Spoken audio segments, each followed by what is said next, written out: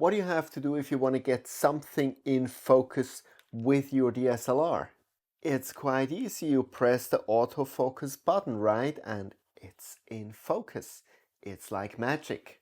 Unfortunately, with astrophotography, magic doesn't work. But what works is another part of this base camp where we look at focusing in astrophotography right after the trailer.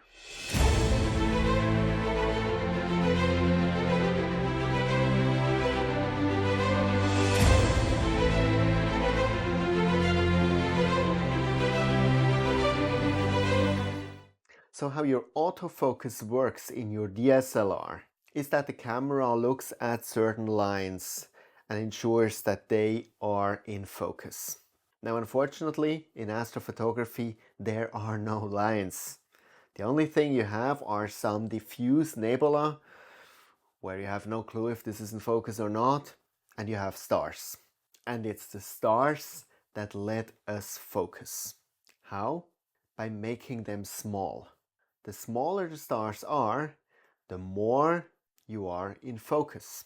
So from a manual point of view, without any help of anything, that's what you do. You start with donut stars, and then you dial in the focuser until they get smaller and smaller, and out of the donuts get blurry stars, and then you get pinpoint stars, and you're about in focus. But that's only about. And about is not good enough for astrophotography. And so, way before electronics, there was a very clever Russian man, and his name was Bahtinov. And he invented the Bahtinov mask. You get it in different sizes, appropriate for the size of your telescope. And as you can see, there are these lines. And so you put such a Bahtinov mask on your scope and you look through it. And suddenly all the stars have these lines. And the interesting part is that when the middle line here is exactly in the middle of the X, then you're 100% in focus. And you can do that optically with an eyepiece, or you can obviously do it through the camera. So that's a perfect way of focusing. And so we have it. This was a very short part, so bye-bye. Or not. Because there is an issue. And the issue is that your scope will not stay in focus. Why? Different reasons. And the most important one is temperature. You see, usually when you start shooting, it's gotten already dark, but it's still quite comfortable temperatures. But the longer the night goes, the cooler it gets. The cooler it gets, the cooler the scope gets. And you know what happens to material when it changes temperature. When it gets colder, it gets smaller. And that changes the focus. Second reason, if you have a heavy camera and a filter wheel on the back of your scope, the scope looks up, it kind of moves. There is a danger that this pulls a little bit on the focuser and it might change the focus. Third reason, if you work with different filters might change the focus. And number 4 is whatever. Sometimes we don't know why, but suddenly the focus changes. So just focusing your scope before you start shooting and then naively thinking it will be in focus the whole night will lead to some very unpleasant surprises in the morning. And that's why we need autofocusing, which I told you at the very beginning does not exist. Well, it does not exist by default, and it needs a lot of work from our side, and then we get it. So what we need is something like that. This is the most popular focuser there is. It's the Zevo Electronic Automatic Focuser, or short EAF. If we open it up, we have in here obviously a cable To connect it to the computer, we have the focuser motor, and we have a lot of installation stuff to install it to our scope. And if you wonder why I have one newly packed here, that's exactly the problem of astrophotography. I bought it and then I changed my mind and I bought another focuser, and now this one is just lying around. But you know, I'm sure this will not be my last scope which I have right now. So I wait for the next scope that I need, and then I have already the focuser. But to show you now how this actually looks like when it's installed, you have here the motor, you have here this installation stuff, and then actually here, where usually also would be just another knob to turn the focuser, it's installed. So it's here connected, the motor with the focuser. And all in principle does, it's a motor which then turns the focuser in one direction or the other. Very precise, obviously. And so it moves the whole focuser in or out until it's in focus. Now, let's talk about the EAF. What are the advantages? What are the disadvantages of this most popular focuser? First of all, remember about the ASIR, which we discussed last time. If you decide to go with an ASIR, this is your only choice. Full stop. There is no other focuser you could use. ASIR only supports the EAF. What are the other advantages? It's rather cheap. There is practically screws and everything for about every scope that exists. You even find, for the more exotic scopes, you find some 3D printed parts and so on, so you get it on each scope. And that's about as far as the advantages go. What are the disadvantages? First of all, with this thing installed, you cannot manually turn your focuser. It's blocked. The only way to focus is with the EAF. Second of all, its precision, its performance, its power, and so on, it's okay. Is it brilliant? No. It's like with everything with SIVO. It's not bad, but it's definitely not brilliant. That's just something to understand. And sometimes, if you look at all the stuff you have to install to get it installed, it's sometimes a little bit a hassle.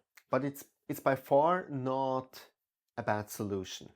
And I have now 2 EAF installed, one on my Schmidt Cassegrain, one here. I have the third one. I will not give this away, so the next one will also be an EAF. If you want to go with something really cool, then what I can recommend here is the Primaluce Lab Sesto Sensor. It's this one here. It's a little bit bigger. It's much easier to install because it installs just at the knob here. It has nothing else which you have to install. It lets you actually turn the focuser even when it's installed. And it's very precise, and it has much more force if you have some heavy camera in the back. Now, all of these solutions which I have shown you until now, they actually turn the focuser knob. But there is another class of electronic focusers that exist. For example, the Primaluce Lab Esato is such a solution. And that actually replaces your whole focuser. This makes a lot of sense, for example, with Schmidt Cassegrains, because the normal focuser actually moves the mirror, and that sometimes leads to imprecise results. And then actually having a real focuser in the back is much the better solution. But to be clear, this is a complete different price class than the ones who just have to turn the knob. Now we know hardware-wise what we need to install, but how does this autofocus is working now? So all these solutions that you use to control the shooting, like Nina, they have autofocus routines. Also the ASIR, by the way. And so how they work, and you see it right here, is They start, you're approximately in focus, and it starts to shoot a picture, and it measures the stars with a measure called HFR, or half flux radius. The smaller, the better, the bigger, the worse. And then it moves a little bit, the focus, shoots again, measures again the stars. And it does this on both directions. And what you have at the end is this curve. And where the curve is the lowest, so the half flux radius the smallest, which means the stars are the smallest, this is your ideal focus point at the moment. And that's where you will actually put the focuser. And what, for example, Nina does throughout the shooting, it continues to measure this half flux radius. If suddenly this half flux radius gets bigger, it stops shooting and it does an autofocus run again, where the lowest HFR is, and that's where it focuses again. And so we can ensure that we always absolutely in focus. So let's go now for a moment to the computer and do some shopping. Okay, here we are on my computer on the Agena Astro page, and I already entered EAF, and that's what I got. So the Zevo electronic automatic focuser is available in two versions. There's the version where you only get the cube, and there's a package where you also get a temperature sensor and the remote control. I would recommend, if you buy it the first time, that you take the package. Why do you need these two things? The temperature sensor you need actually, because as stated, the changes in the focus happen mostly because of the temperature. And so, for example, in Nina, it needs to know when the temperature around your telescope changes, that it can initiate a new autofocus run. Obviously, if you have another temperature sensor at your scope, like for example with the Eagle, then you do not need that. The remote control you need because, as I have shown you, you cannot manually focus with your telescope as soon as you have installed the EAF. So for example, if you want to use it once only for some visual, then it's annoying to connect it to the computer, start Nina and so on. Then you can simply connect the remote control and with that then focus your telescope. As you can see below here, there are different kits for special telescope, for example for the Celestron Schmidt-Cassegrains or for Takahashi telescopes who need special kits so that you can install the EAF to it. So the other solution I have shown you was the Sesto Senso of Primaluce Lab. As you can see, it is only slightly more expensive than the Zevo. You do not need the remote control, as you can still manually focus your telescope. You might also need a temperature sensor, but even now comparing the kits, it's perhaps about $50 more expensive. But again, this only works if you do not use the ASI Air. And here would now be the Esato focuser, which is a real focuser and not just the knob turner, also from Primaluce Lab. They have different versions here. As you can see, they're about double as expensive than just the Sesto Senso or the Zevo EAF. And by the way, just to show you, if you enter Bahtinov, you get 1 million of these masks, and there's some which also will fit for your telescope. There's even one for the Sea Star here. So that was it already with shopping. Let's go back to the studio. So with this, we're almost through with the equipment. There's 2 parts still ahead when it comes to equipment.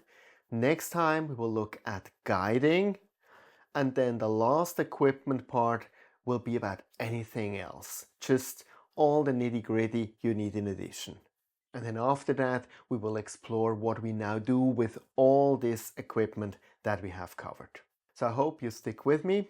See you next time, and clear skies.